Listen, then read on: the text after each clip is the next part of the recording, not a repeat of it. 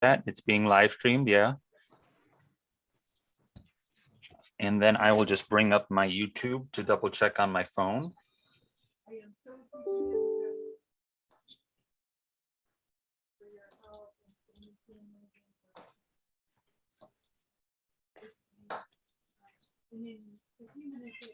Great.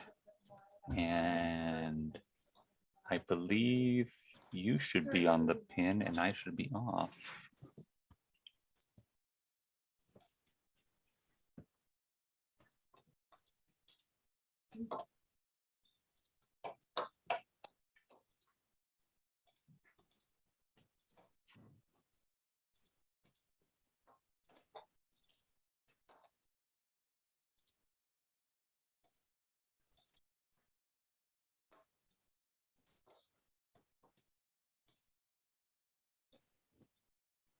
Having a slight issue with the view. Hold on for 1 second. Sure.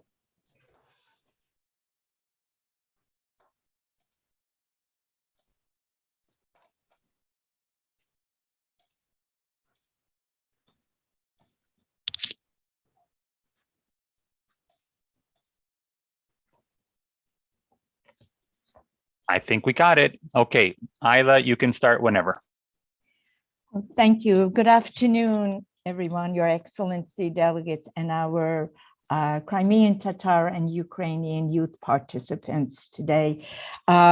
Today, we commemorate and we gather here for the 80th anniversary of the tragic death of Agatangel Krymsky, who died in a Soviet prison at the age of 72. This session is to commemorate his work, to acknowledge his work, and will be opened by Mr. Yuri Vitrenko, who is the Deputy Permanent Representative of Ukraine to the United Nations. Mr. Vitrenko, please open the session for us, and we will continue thereafter. Thank you. Thank you, Ayla. Can you hear me? Yes, perfectly. Thank you. Thank you, Andrei. Thank you, Ayla. Dear participants, thank you all for being here. I still experience problems with my camera, so I apologize for not being visible on your screens. But we have a beautiful photo of you here. Excellent, excellent. Thank you. Even despite the current pressing and unpredictable times, when Ukraine once again facing the threat of Russia's armed attack, we deem it essential to hold this event dedicated to the outstanding legacy of Agatangel Krymsky. After all, it is only knowing the history of your country and your people that you can repel the aggressor. And here, let me quote prominent statesman Winston Churchill: "Those that fail to learn from history are doomed to repeat it." What lesson can we learn today from the history, from the story, from the tragic story of Agatangel Krymsky? First of all, and I quote him, "Never trust Soviets," meaning Russians, end of quote. Because they can award you, they can decorate you with an order today and arrest you tomorrow. Or they can throw you deadly sick to a freight car and take you to a prison somewhere in a bare steppe of Kazakhstan. Dear friends, Agatangel Krymsky, who had a Crimean Tatar origin, still described himself as a Ukrainophile. He was arrested, as you mentioned, by the Soviets in 1941 as a Ukrainian nationalist, an ideologist of Ukrainian nationalists, and as a head of the nationalistic movement. Unfortunately, all the above is very much relevant for the modern times. Today, hundreds of Ukrainians are held in captivity in Russia, in the occupied Crimea and the Donbass. They're also mostly accused of Ukrainian nationalism and arrested for resisting the occupation. That is why we cannot but draw historical parallels with Agatangel and today's repressions by Russia against the Crimean Tatars and the defenders of Ukrainian identity, be it in Crimea, Donbass, or Russia itself. And that is why the event that we are having today is so important, especially for the youth. Thank you very much for your attention. Thank you. Thank you, Mr. Yuri Vitrenko. That was a really passionate opening. And I would like to just follow with a few comments as well. Agatangel Krymsky is a profoundly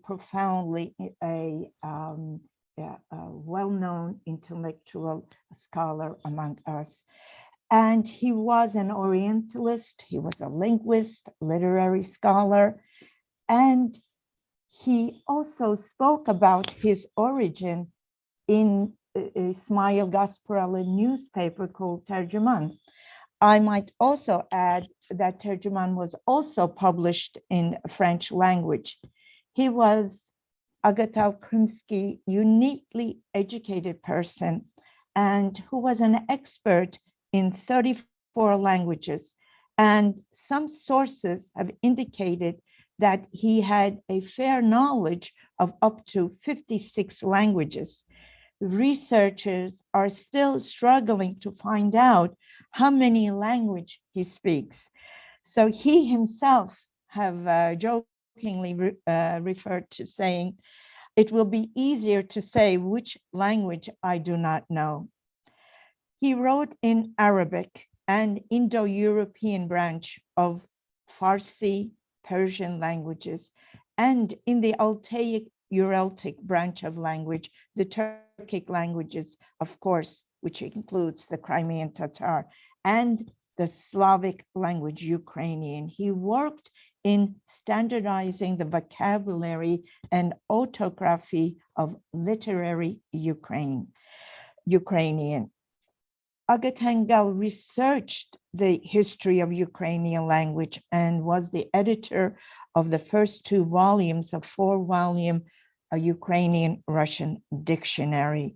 He rejected the theory, and I quote, cradle of 3 fraternal peoples, unquote, putting forward that Ukrainian language, which already emerged in the 11th century as a, quote, fully embossed, fully defined, brightly individual unit, unquote. It is with this position that then Soviet authorities began to target him. Our presenter, Professor Elena Romanov, will discuss the archival research that she has done among many other research sources. But I would like to add another point here about the work of Agatangel, which is throughout his life, he lovingly built a bridge between 2 worlds, Ukrainian culture and the culture of the peoples of the East. Agatangel's work and his knowledge of languages and linguistics represents, by extension, Ukraine's multicultural society.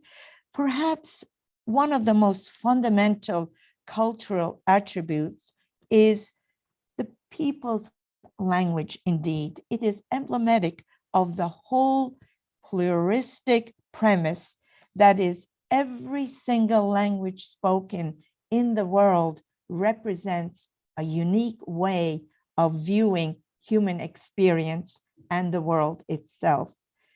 His name was approved by at the 16th session of UNESCO General Assembly for the outstanding personalities of the world. This was in 1970.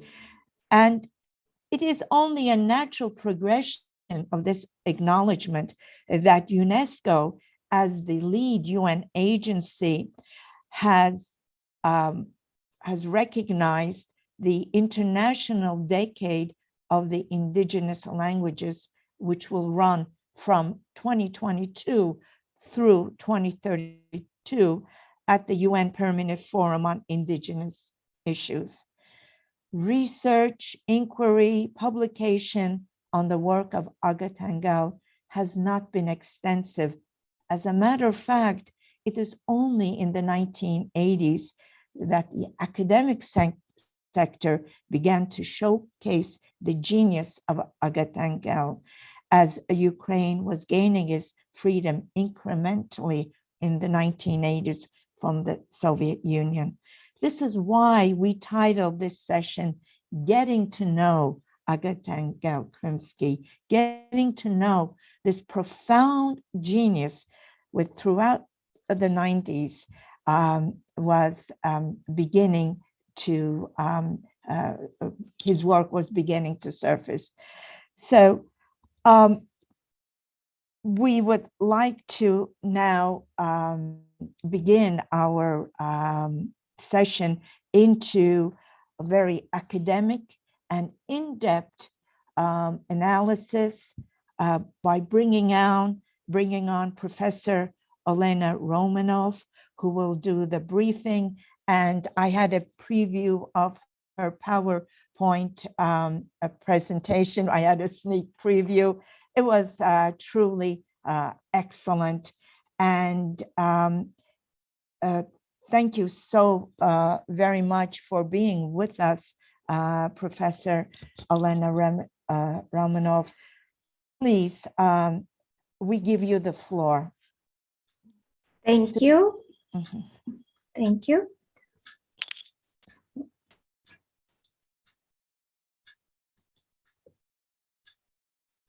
Do you see my screen? Perfect. Thank you. Sharing. Do you see? Yes, perfect. Okay.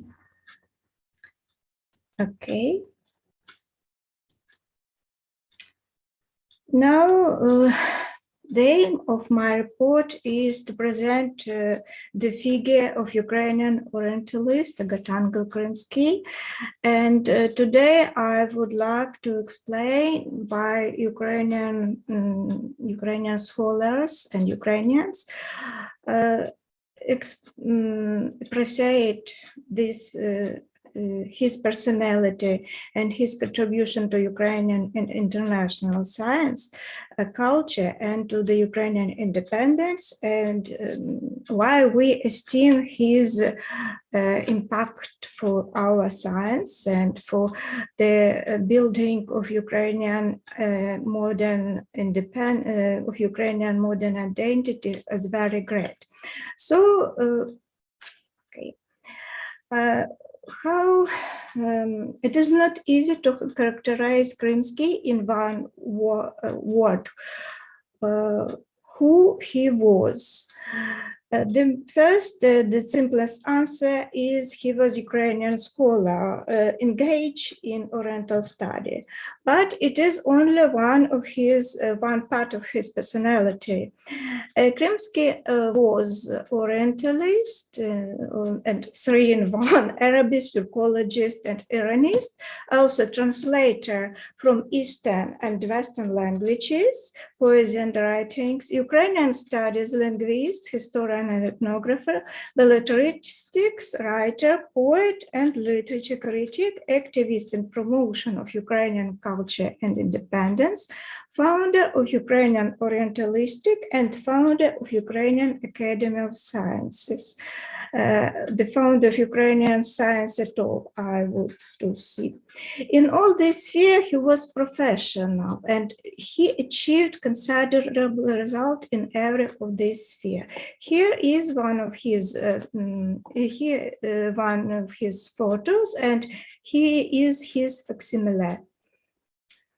Krymsky was born in Volodymyr, in small town Volodymyr, in province Volyn, in Ukraine, but he was born in Russian Empire as well, because Ukraine was not an independent state. It was a province, it was a colony of Russian Empire at that time. He was born in family of a school teacher. His family had Crimean origin. One of his ancestrals was a mullah or priest in Crimean Khanate in Bakhchisarai. Then he moved his religion and he went to Volyn, and the family was in Volyn during many periods.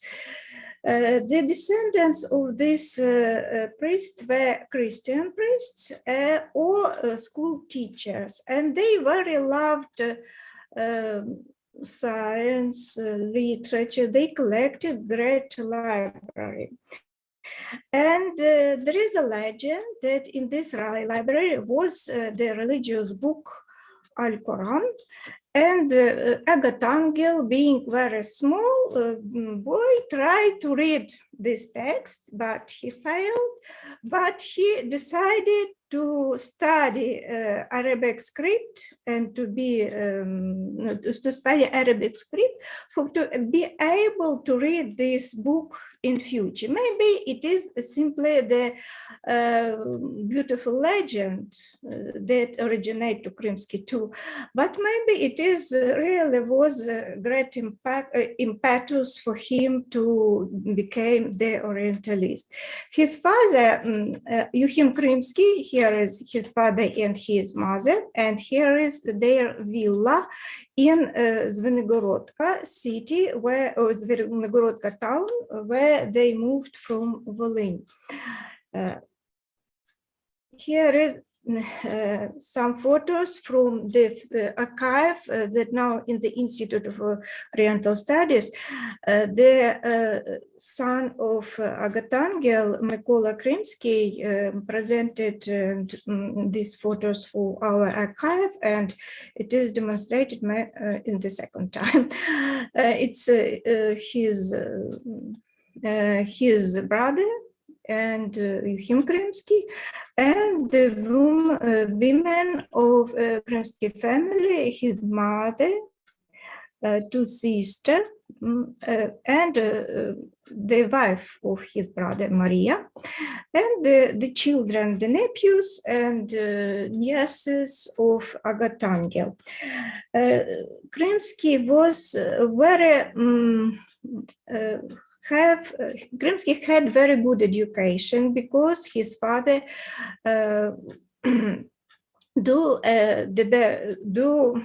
put his effort to give his sons the better education the possible. And when Krymsky was very young, he revealed his ability to study languages. That is why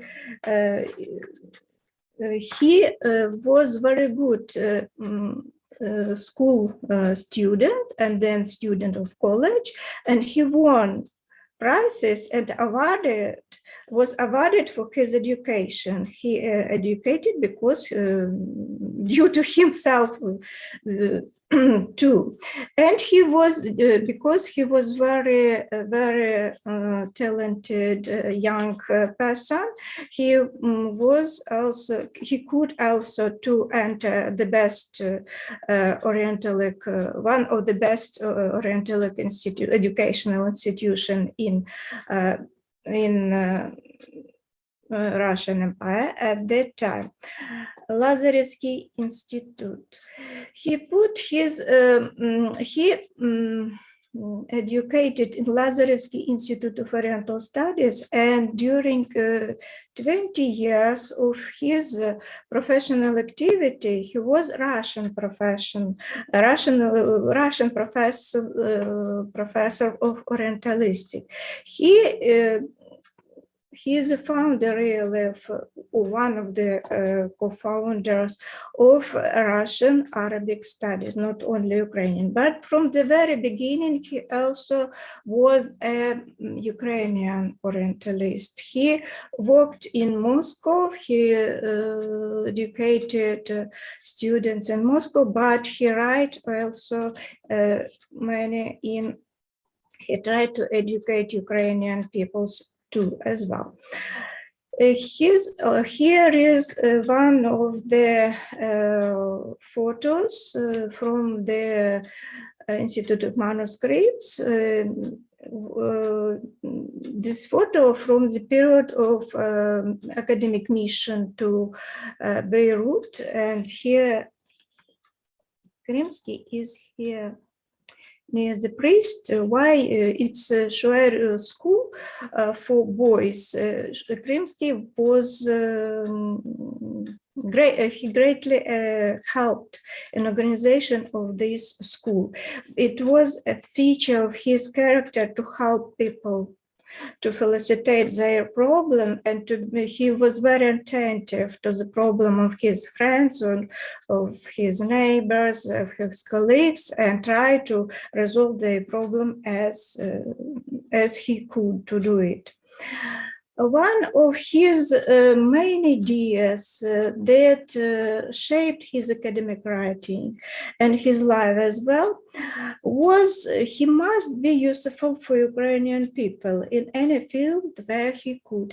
He was not only Ukrainian film, he was Ukrainian. He described himself and he identified himself as Ukrainian in the documents everywhere. As I see, he has written that he was Ukrainian.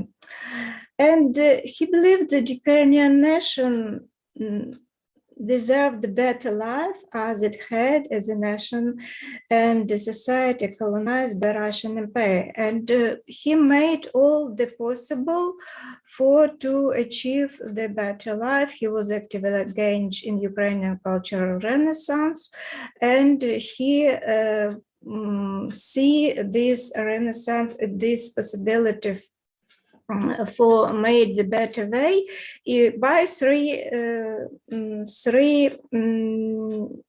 component: education of people, not only of students, of people, of Ukrainian people, development of Ukrainian literature, and development of Ukrainian science. That is why he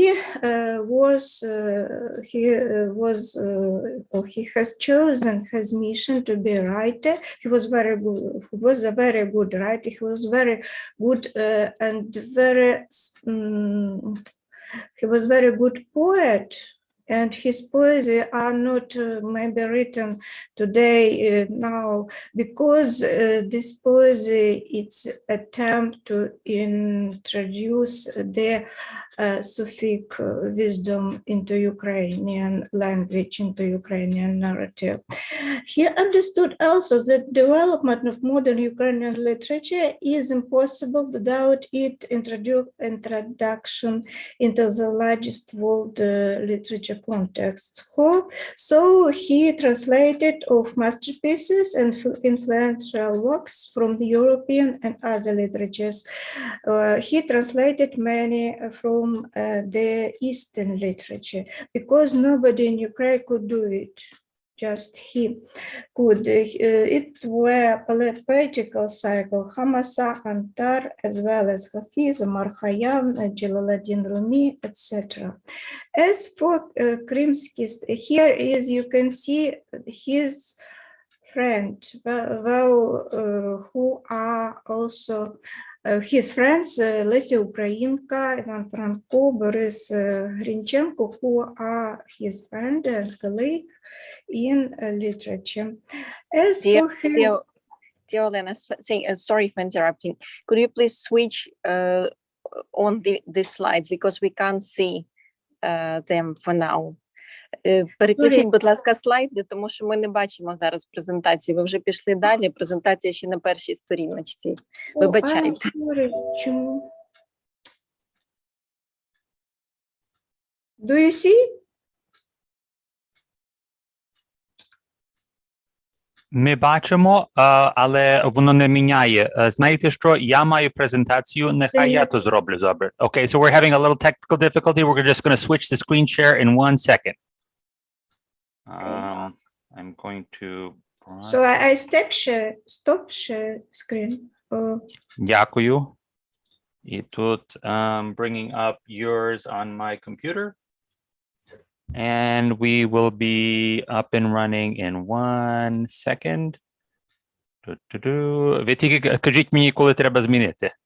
Зараз почну з Кершін. Чекайте, тут share. Okay, can everybody see this? Yes, nice. Okay, what slide are we on now? Maybe from okay. We'll start with this one. Okay. The next, please. The next, his father and mother and his villa. And the next, his brother and his women from his family, his mother, his 2 sisters, and the wife of brother and their children. And next, please. Okay. Okay, here is Krymsky together with his adopted son and together with his brother and the nieces. And also it's a photo that maybe was made by Krymsky himself, because Krymsky was a photographer too. And Krymsky was, it's pet of Krymsky, cat. Daisy, and Krymsky was very person that was very friendly to environment and to nature and to cats and to flowers and etc. Next, it is the when he was very young. It's spotted when he was very young, and the next.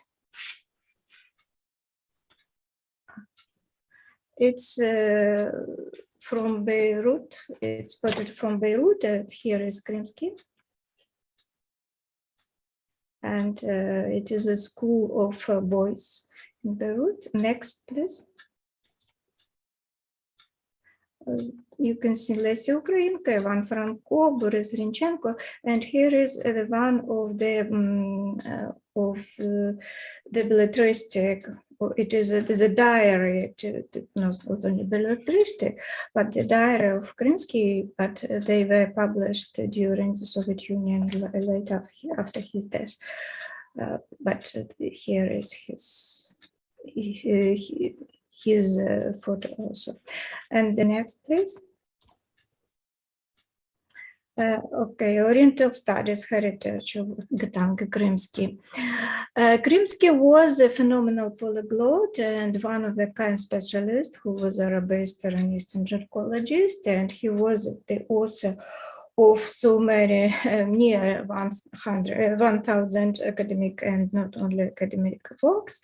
But I would like to draw your attention to some as being me as I'm Oriental Studies specialist too, to his methodology. It was very interesting. He was really a forerunner of now mainstream academic methodology of 21st century that is known as multidisciplinary approach. He overcomes the methodology of Oriental studies of late 19th and the beginning of 20th century with their attitude to the Eastern people and cultures as less developed than Europeans, with European supremacy is divided West and East, and division of history of mankind as a series of separated history of hermetically closed local civilization. The methodology of Krymsky gives alternative option for study of the history of civilization, states, nations from the perspective of global vision of human civilization as a common system where all the cultures, nations, and local civilization are the useful component of the same universal network of human beings. Krymsky had also the opposite view to vision of historians of the late 19th and the beginning of 20th century of the vision of civilization only as a product of agricultural peoples, and that nomads, the vision of nomads only as a hordes, they can only destroy the civilization. Krymsky proposed another vision. He regarded nomads as the next type of civilization, and he was the first who paid great attention to so-called small nations, to the small nations of East who were colonized, who had not their state in 19th or 20th century. And here, the next, please, next slide. Next slide. And one of his idea that shaped also his Oriental studies was education. He wrote his book in so way that way be accessible for understanding, for scholars, for students, and for general public too. And he really educated Ukraine and educated Russian Empire because his histories of Eastern peoples, Turks, and their language and literature, history of Arabs, history of Persia were bestseller book, and many persons read them, and many persons knew about the Eastern civilization after his books. And the next slide, please.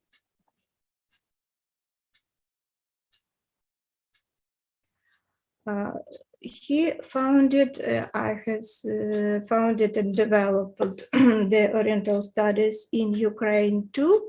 It's a photo from his album. It's I demonstrated in the first time because we have many visual documents from his archive too. About he has interest to not only to the classical or ancient civilization, he had great interest to the contemporary life of Eastern people too. And next, please.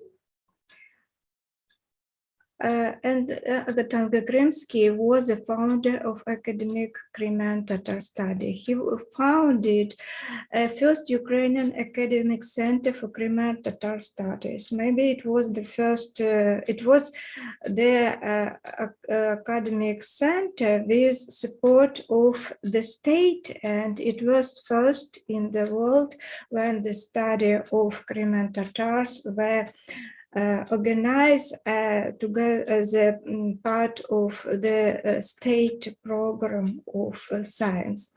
He also acted as a manager who collected a team of the researchers who made Crimean Tatar study, and he founded a periodical. Unfortunately, the Soviet power destroyed all these beginnings, and these two. It's the only issue of this periodical. The next, please. Krymsky also is a founder of academic school. He educated he educated many students, and he prepared and trained a number of well-known Ukrainian and other people, well-known researchers in Oriental study. He really an impact on the development of Ukrainian, Russian, Azerbaijan, Tajikistan, and USA Orientalistic.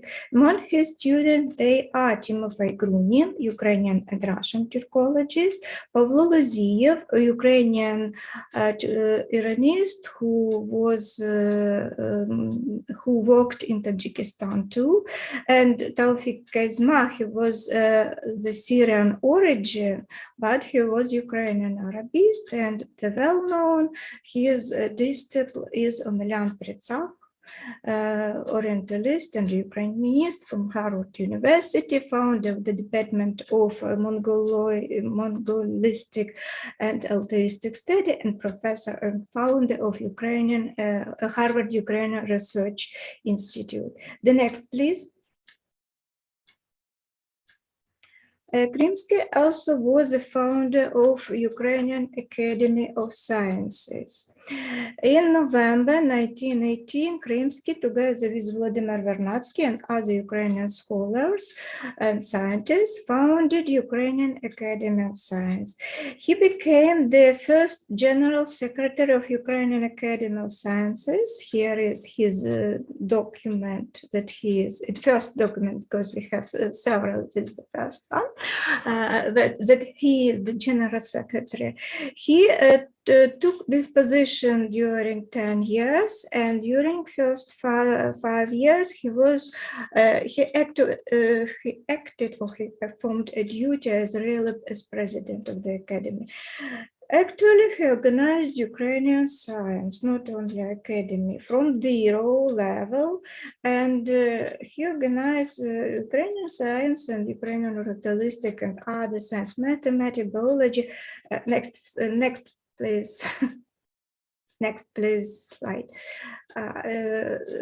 Rapidly appeared on the scale of Soviet Union, on the map of the scientific map of Soviet Union and the scientific map of Europe, because Ukrainian Academy became the respectable scholarly institution in Ukraine, and collaborated with academic institution Europe, Turkish, a number of Middle East academic institution, and with other academic institution of Soviet Union. Its Ukrainian Academy also has a series of ecological excavation at the territory of Middle Asia, etc. And Krymsky has very many plans to enlarge the presence of Ukrainian scholars in all the world, especially in Orientalistic, but the Soviet Union governments have another vision for Ukrainian Academy. I would like to draw it. Please, the previous slide. I would like to draw your attention that here is a bulletin of historical language. It's written in Ukrainian and in French, because the French language was the language of the science. And these bulletins, they were sent to France and all over the world. The next, please. Krymsky was also a prominent Ukrainian study specialist. He put a lot of effort to study and development of Ukrainian language. You can see here together with his colleagues who prepared a Russian-Ukrainian dictionary. Here is the reproduction of it. This dictionary was repressed as a person because Soviet Union,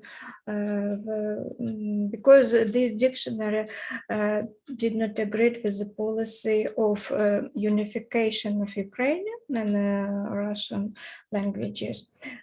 The next, please.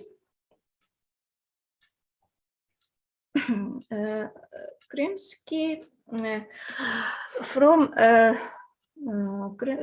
the 1926, the Soviet government tried to close up the academy, and Krymsky defended it the academy and his friends as he could.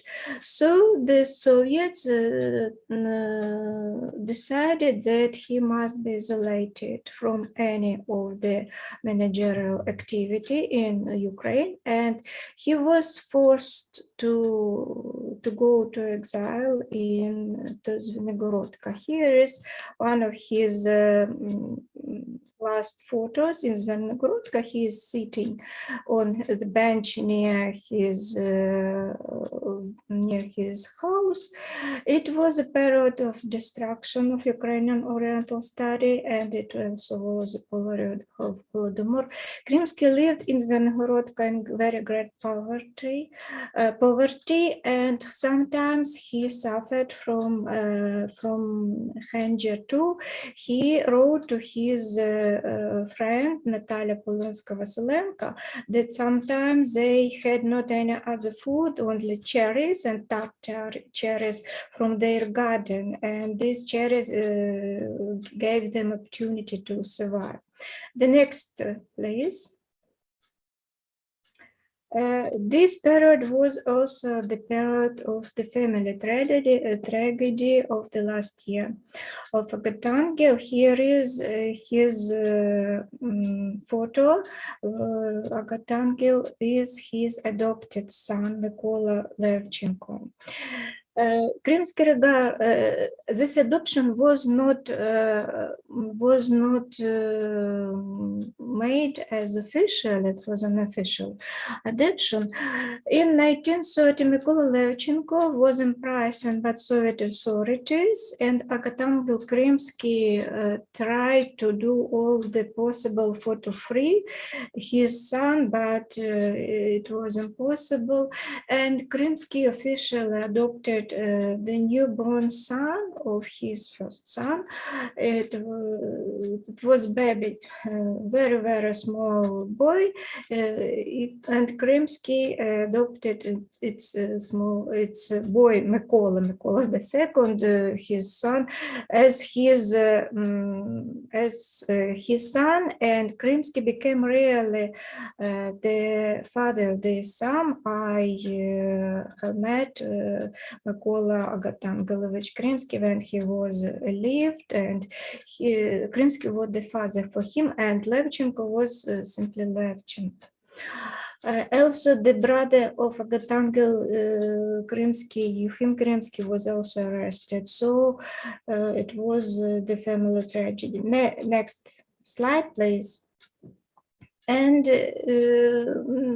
later, the Soviet Union decided to use the great reputation of Krymsky, and they changed their policy, and they give Krymsky opportunity to work officially, to have student, and Omelian Pritsak was his light student, and even they rewarded his with the Order of Red Flag.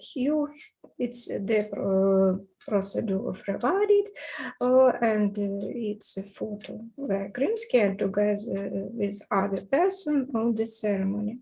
The next, please. And this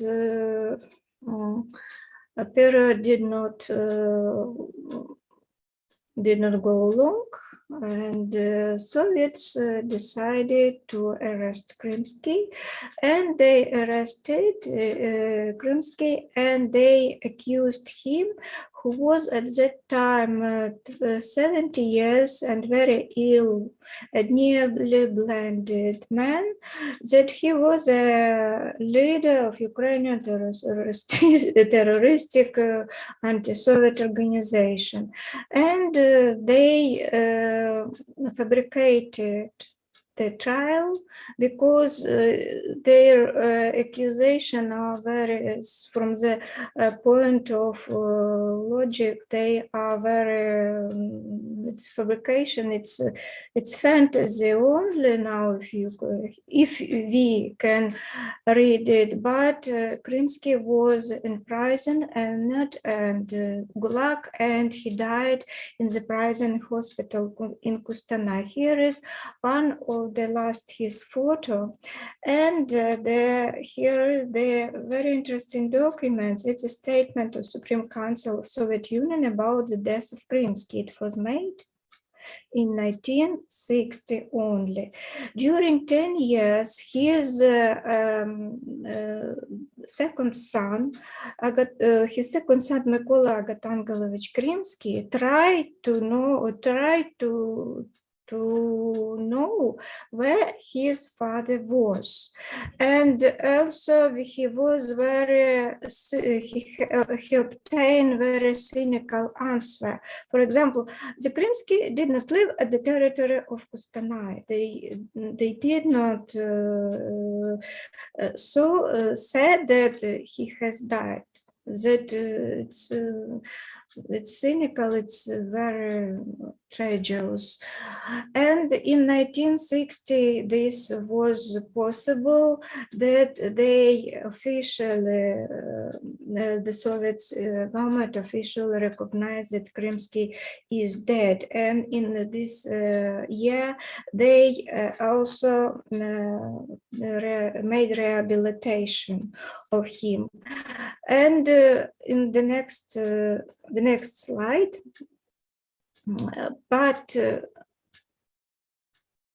the next, please.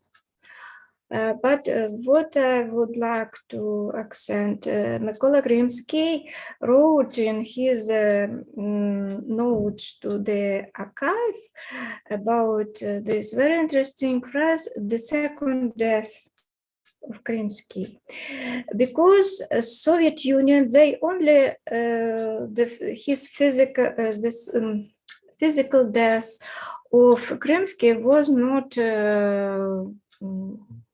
not enough for Soviet Union government. They decided to erase his memory from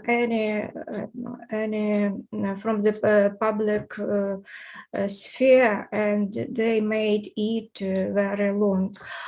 In 1970s, gradually the name of Krymsky was returned in the public sphere, but the resurrection from the obliteration was only after the Ukraine became independent state. And now we have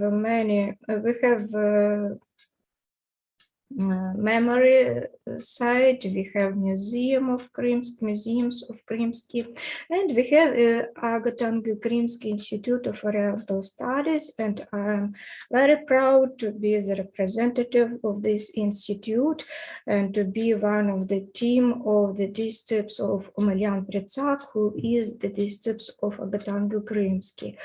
And I think that his heritage, his Oriental heritage is so huge and so interesting that we have to continue to study and to speak about him, his heritage, and his impact for science, for Oriental studies, and for the independence of Ukraine as well. Thank you.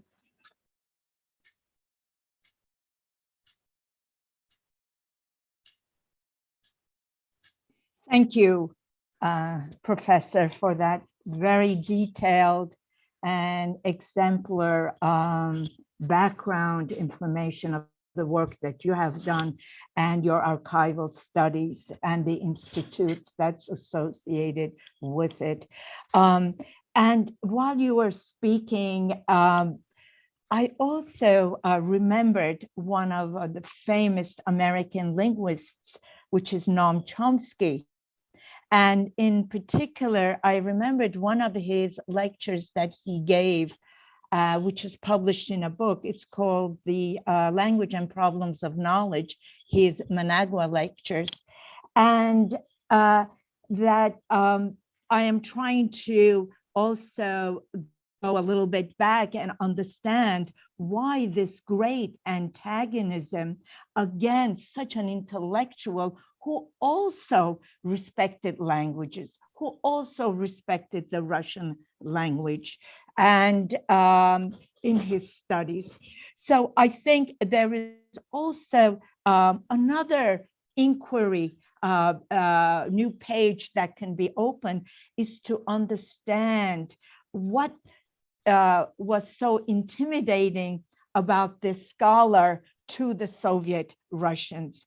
And I think Noam Chomsky's lectures on language and problems of knowledge can perhaps, especially in his introduction book, talks about it a little bit, which is that in fact, the inquiry into the psychology, into the philosophy and understanding language also opens a gateway to understanding historical thought.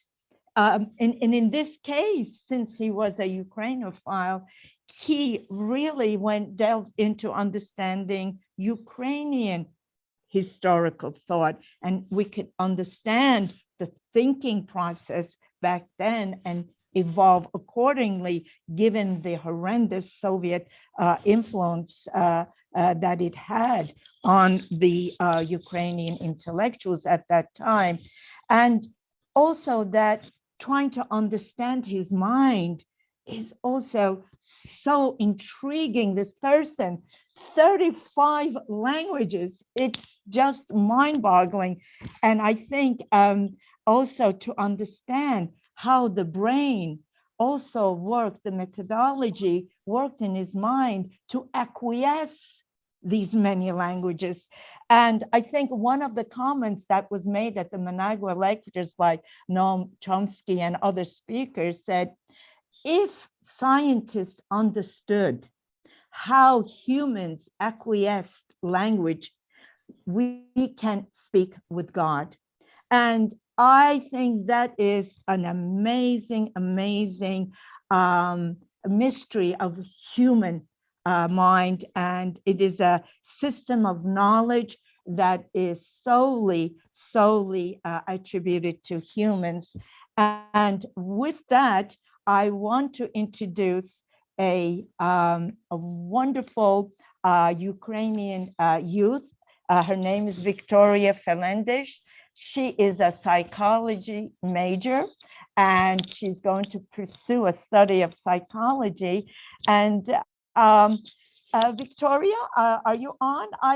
I wanted to say, you know, during our prep for this session, Victoria, you mentioned that you have not heard of Agatangel Krymsky, but you have now up to this session read extensively on the material on Agatangel Krymsky, and with Professor Olena's presentation, tell us, can you share the three most interesting things that you have discovered about Agatangel and what you have learned about him, and why those three specific points? Victoria, you have the floor. Are you able to hear me? Oh, yes, now we can hear you perfectly. Yes. Thank you so much. I have to apologize for my sitting. I'm actually currently in the former stomping grounds of Mr. Noam Chomsky, seeing as he also attended Central High School. But when you asked me to narrow the aspects that I found interesting about the linguist, Mr. Krymsky, I found that to be a challenge because there was just so much. But I think that one of the things that I can begin with is his immense knowledge of language. In different resources that I read, and of course in this presentation, I saw that the knowledge he had with the languages ranged from 30 languages to over 60 languages. This was fascinating to me because of the high level of cognitive dissonance that an individual with that much knowledge must experience. But the ability to remember and distinguish between such a diverse lexicon, such as the Ukrainian and the Arabic lexicon, is quite impressive and admirable. But it's also reminiscent to me about the debate of whether or not patriotic Ukrainians should also know Ukrainian. That being said, I think that this is why Mr. Krymsky is such an important figure to study, because of the fact that I believe that any individual should have the agency to learn as many languages as they wish or are able to. That being said, if an individual is to speak Russian, for example, or Arabic, they can still consider themselves Ukrainian. Though I myself am a Ukrainian file, I would say I speak 5 languages, including Russian. I believe that we should have in that area, as Mr. Krymsky's ideology would be diverse. He also proved that it is possible to support Ukraine and to preserve and uplift the culture while also appreciating and expanding on others. As the professor noted, he had several texts that were not about just the Ukrainian language. Additionally, though, I found that his work in debating with Alexei Sobolevsky, which I read about, fascinating, seeing as the debate about whether the origin of the Ukrainian Kievan language is in fact Ukrainian or Russian is a great defining factor of the argument in who came first that occurs in American circles specifically. The grandeur nature of being at the forefront of creation does in fact create a psychological association with greatness that would be integral to garnering support for Ukraine that is so absolutely necessary right now. Finally, I was deeply moved by the tragically mysterious nature of his death. As we spoke about in the presentation, he died in prison. The persecution, though, that he experienced as a known Ukrainian patriot is vividly reminiscent of the terror that follows modern-day journalists and artists who speak out against Russian aggression and support Ukraine. Just to name a few, Denis Ivashin, Oleg Sentsov, and as I understand, it is speculated that Mr. Krymsky himself may have passed away due to exhaustion. However, it is highly possible that he also might have been tortured to death. As an individual who is advocating for Ukraine, his greatest asset was his mind. And so whether he was exhausted to death and his prefrontal cortex stopped working, as is in the case of exhaustion, the torturers that ensued this kind of torture tortured his mind, his greatest asset, to protect Ukraine, to increase the culture. And he may have been tortured to death physically, but either way, this tragic end was very deliberate in trying to kill Ukrainian culture. And clearly, as the professor mentioned, there are organizations that allow it to live on. And that to me is so inspiring. The fact that his legacy continues and his work to Ukraine did not just end at his death, it followed him. Thank you so much once again for having me. And I truly found it very difficult to narrow down the things that I found interesting because his legacy is incredibly relevant and integral to anybody who wants to know anything about Ukraine. Well, Victoria, thank you so much for joining us. I know that you had a class, and I hope that we were not a bad influence on you, that you had to ask permission from your teacher, but please tell her it was a very worthy topic, and I'm sure your instructor will approve. I thank you so very much that you joined us with your busy schedule. You find the time to be with us. Thank you, Victoria. Thank you so much. Thank you. I would like to now move on to our second speaker, Ivan Vidochenko. And the question that I would like to pose, Ivan, is let's bring Agatangel to the present.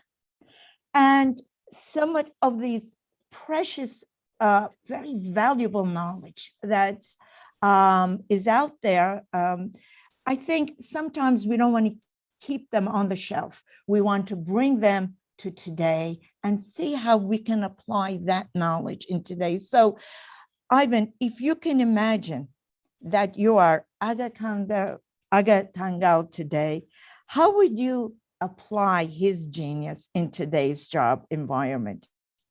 Would you apply Agatangel's knowledge to address global problems, or would you apply it within a social context? And I think it's so apropos, given that Agatangel is hosted by the Permanent Mission to the United Nations. And in that respect, how can in what ways can Agatangel's knowledge of 35 languages be useful for the United Nations, other than as a translator? So, Ivan, I'll give you the floor. Well, thank you, Alia, for this complex but interesting question. Also, thank you to Mr. Vitrenko, members of Permanent Ukrainian Mission, other participants. I'm really appreciate this. So for me, Agatangel indeed is a very outstanding person of his of this contradictory maybe period of the 19th, 20th century for us.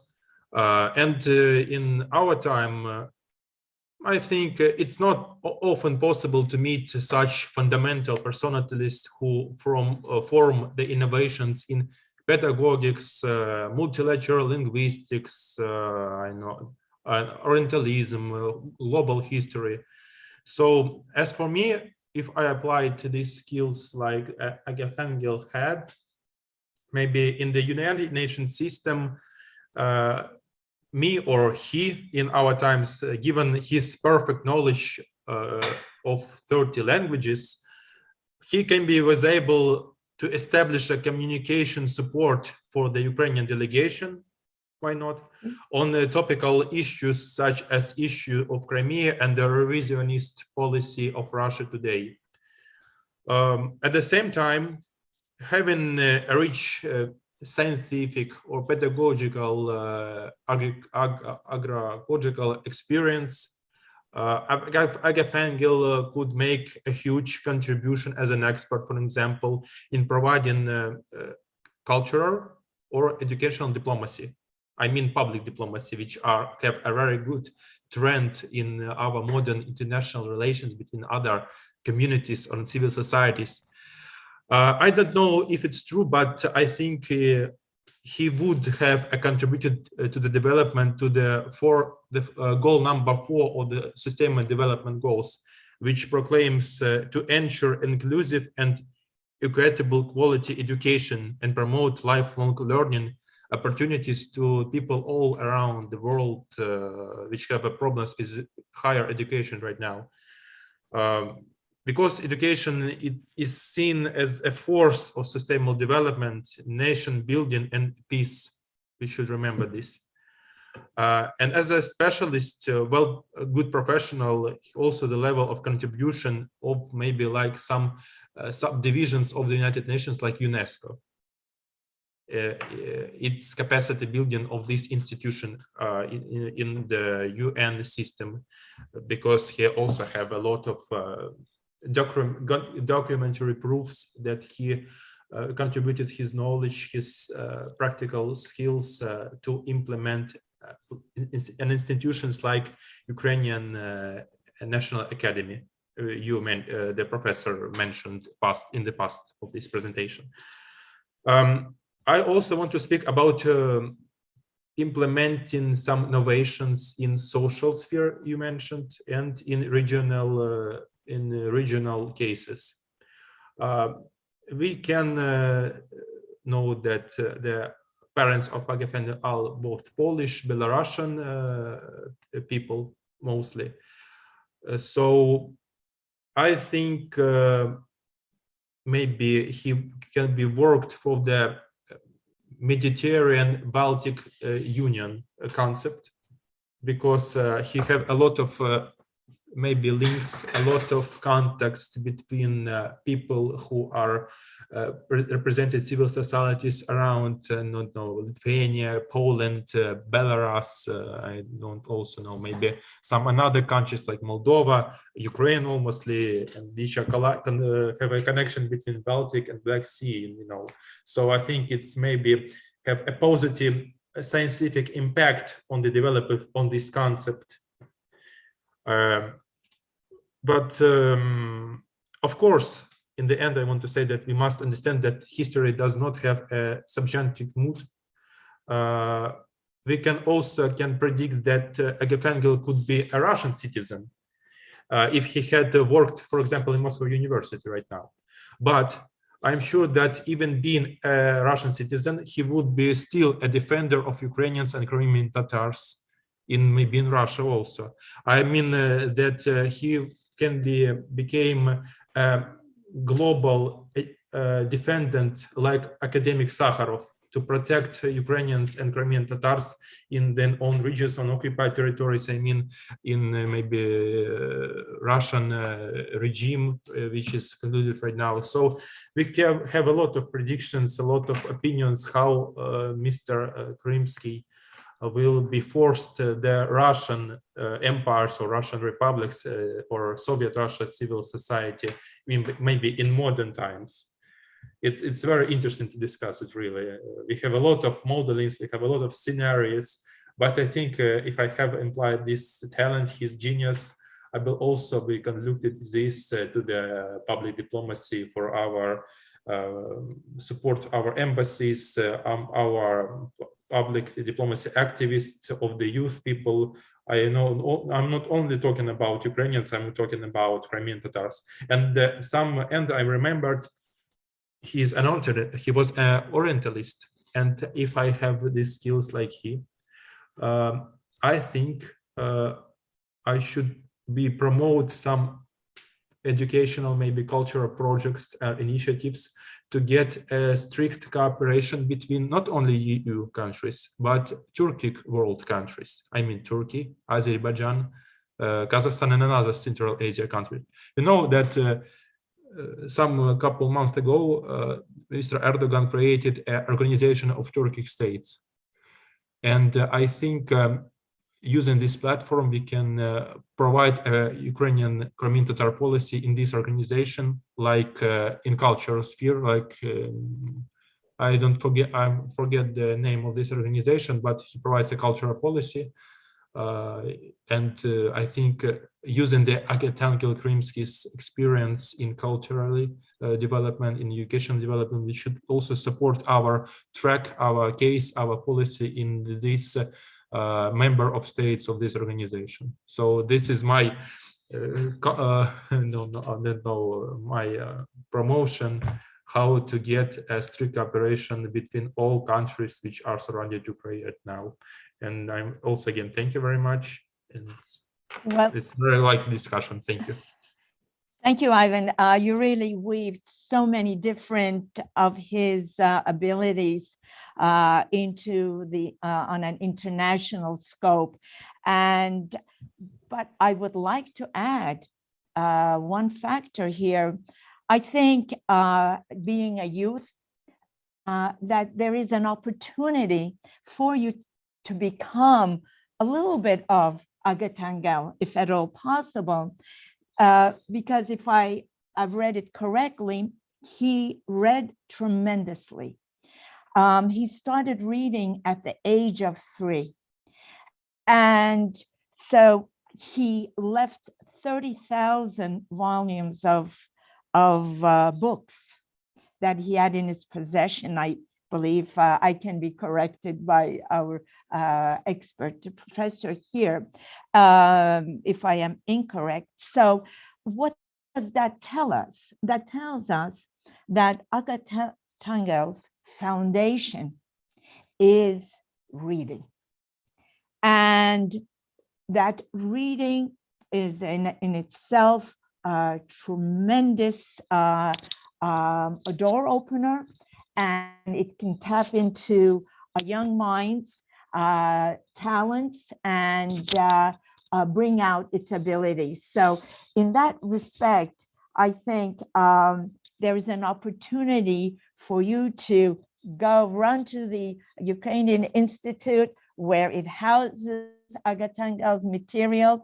There is a professor scholar at hand, and begin to discuss him, his character, his personality, and his works, and start reading and see how his knowledge shaped him and can shape you into a more modern context. And it was wonderful listening to you, Ivan. I thank you again so much. And I like to, with that, segue into Mavide Demirci. Right. I don't want to. I wanted to give you the full Crimean Tatar pronunciation. Also a member of Q-Hub youth member, just like Ivan. What a wonderful group you are out there, and I'm always reaching out to you, and you are always accepting our invitation. Thank you.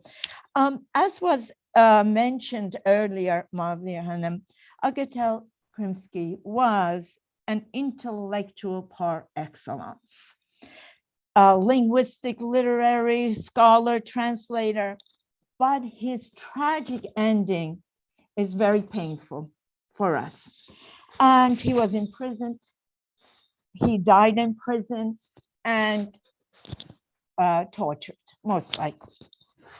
Fast forward today. Look at us. What parallels can we draw? As our deputy mentioned, Mr. Vitrenko, that there are parallels to today. Can we draw the treatment of intellectuals?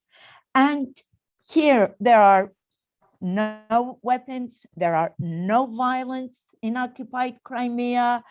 There is only intellectual minds who refuse to be suppressed. And speak to the many unjust, illegal arrests and persecution of our Ukrainian and Crimean Tatar journalists, writers, artists, or thinkers who are repressed and imprisoned by the Russian Federation today. I give you the floor, Mavila Hanım. Thank you.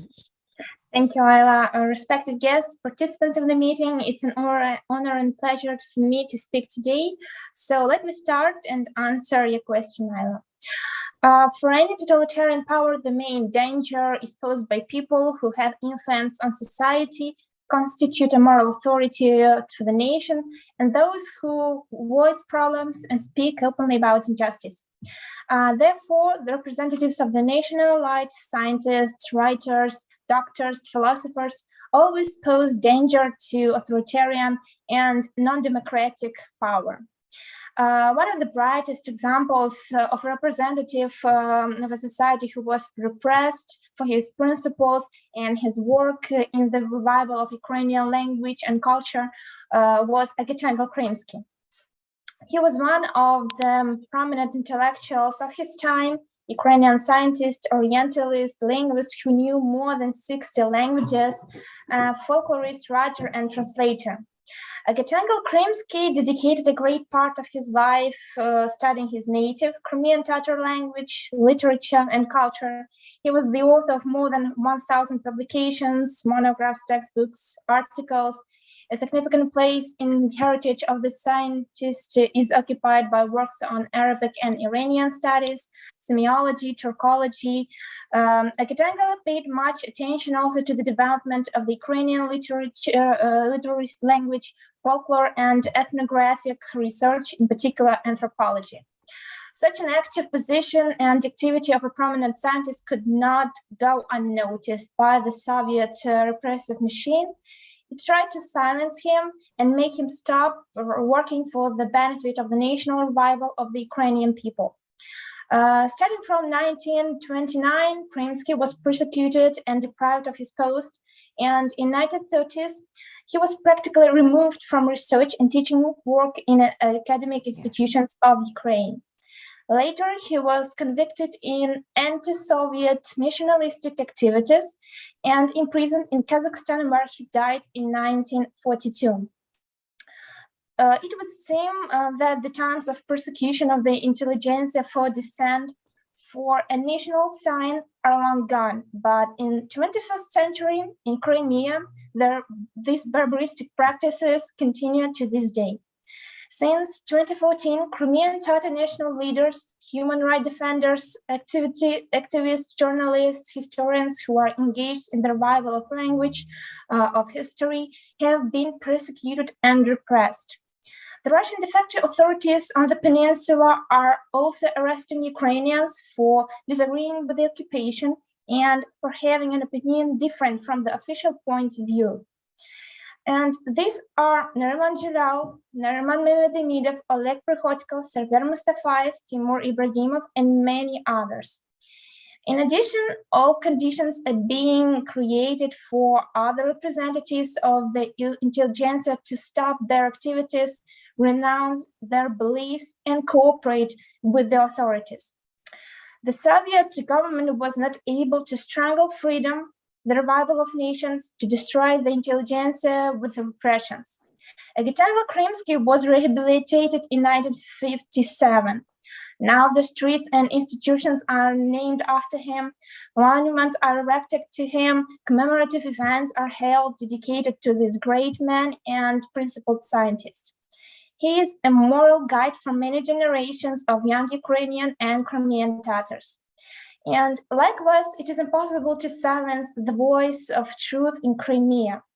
All prisoners of freedom of conscience who are forced to languish in prisons will be released as heroes. They will have even more followers. Fairness and adherence to principles will always defeat untruth, lies, and persecution. Thank you.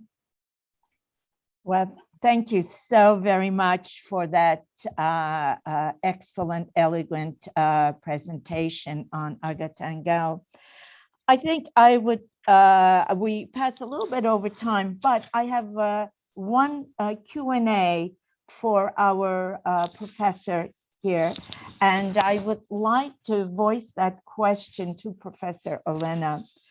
Having heard the youth speak, and how can you as an academician and researcher inspire and begin to influence youth to really delve deep on a profound intellectual level to learn about further and research on Agatangel? Are there areas of new research inquiry on Krymsky that has not been touched upon?